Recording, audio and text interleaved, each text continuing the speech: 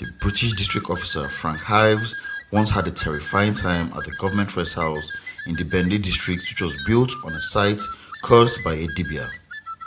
Hives was so distraught by his night in the house that he burned it down and built a new one in a different location. Afterwards, he wrote an account of it, which he prefaced by saying, "I can only say that I am relating exactly what I saw. I attempt no explanation, for to me the thing is unexplainable." Hives' account of his experience at what he called the haunted rest house is worth recounting in his own words. "I could not get away from the feeling that something was watching me. As I looked, the chair was drawn back to the wall so that the leg rest fell with a clatter to the hard mud floor. What could have caused the chair to move? Nothing was visible.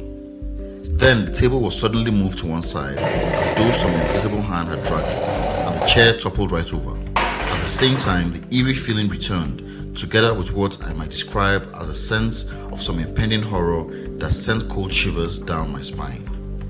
My scalp felt as though it was being loosened, and my teeth chattered with cold.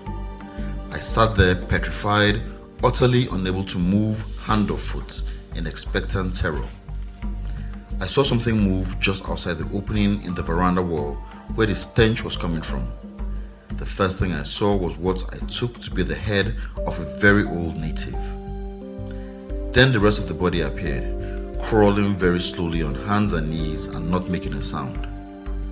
Presently, the creature came within the radius of the lamplight so that I could see it more clearly. A more horrible sight I have ever seen, a more loathsome thing I hope never to see. Then I fired 2 shots in rapid succession at point-blank range, expecting to see the body fall, but nothing happened. The creature continued to climb, eventually reaching the rafters, trailing the rope behind, but making absolutely no sound.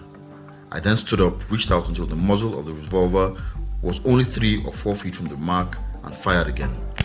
Still nothing happened, and the figure continued to climb. I knew then that it could not be human.